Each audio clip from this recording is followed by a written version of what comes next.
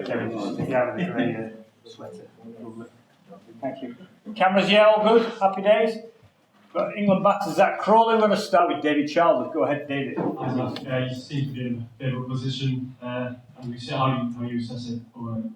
Yeah, the boys are happy. We're in a good position as a team. Boys bowled really well this morning, and obviously pleased with how we batted tonight. And yeah, the boys are happy tonight. We're in a good position.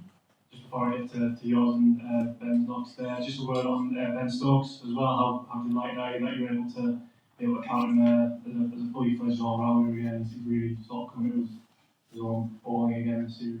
Yeah, phenomenal cricketer, and so good to have him in our team as a leader. And apart from his skills, it's just his attitude to keep coming and coming and coming. And yeah, he's just a phenomenal cricketer. And yeah, it's great to see him back bowling. He's a fantastic bowler. He goes under the radar, I think, and he bowled phenomenally well all series and got his rewards today. Most pleased with the runs you did get. Are you disappointed with the 16 you didn't, or are you just really pleased to sort of get a score on the ball? Yeah, no, you always want more, and I don't think I've ever got out in my life and not been annoyed, and I was certainly annoyed today. And but then you can look back and reflect that, I was pleased with how I played and some of the shots I hit and the start I got with Ducky. So obviously I'd have wanted 16, but no, I'd wanted 116 more. You know what I mean? You always want more, and that will never change. And yeah, I think Ducky would say the same. But he batted phenomenally well himself. Was there an extra spring in your step, a bit of a pep in your step after what happened at Lord last week and the position you found yourself in the time once in a row?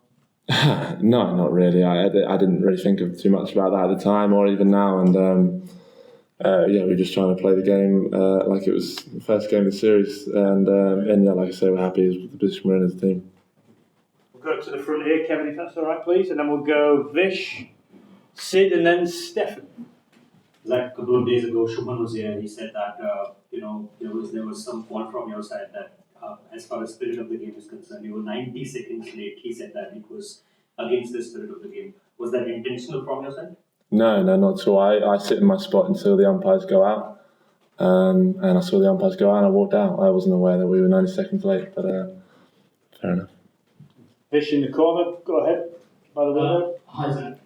Before the series, when we were talking to Ben about his bowling, he said he was looking back on that Cape Town spell in 2020 when you were in the Corden. I wondered if you saw similarities to, I suppose, how he's been bowling now and what he was back then, because he highlighted that as probably the last time he was able to bowl as he has done now. Yeah, that's a good point. I hadn't thought of that, but now you've mentioned it, there's so many similarities to that pace-wise. He was bowling quickly back then. He's got that pace back now.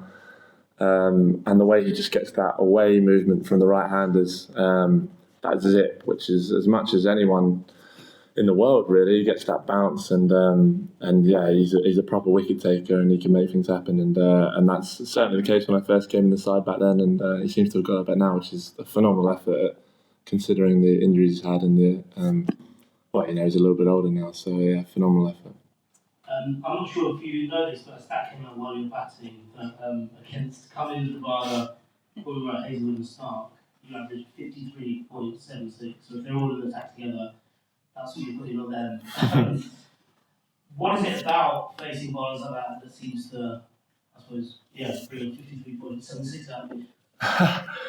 I'm not sure really. I mean, they're all quite quick bowlers, and I think that's always suited me, where I don't have to think too much. I can just react and play, and I think that's always it's always suited me even from a young age, and I think it's just a lot of my practice goes before those games goes into those bowlers for sure, and it's certainly facing those great bowlers, it makes you a little bit sharper, and that's all I can think of. But I'm sure they've all definitely got me out at some point. So yeah, it's just it's nice to have that stat, but I certainly won't be resting on it for too long. We'll go to Stefan, please. What about it, Zach? I was just listening to what you're saying downstairs. You said that one of the things you've done today is not premeditate as much. Why were you premeditating previously?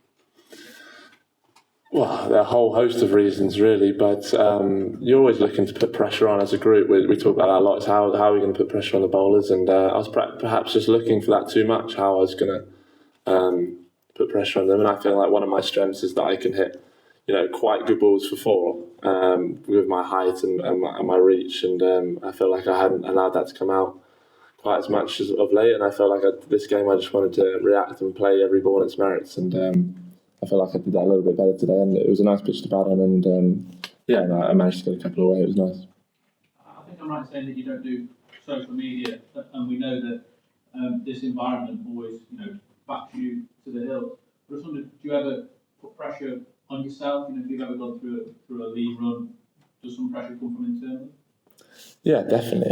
I have high standards for myself, and I work very hard at my game, and I always want more for myself, and I've certainly wanted more for myself than I've got in the last year or so, and that's just an internal thing, like you say. I don't feel that pressure from anyone else. I just feel like I owe it to myself to have a few more good performances, and it makes days like today, make the practice and the tougher times more worth it a bit more. And obviously, like I said, I wanted more runs today, but I feel like I've worked hard and earned those runs today. We'll go to Will, please.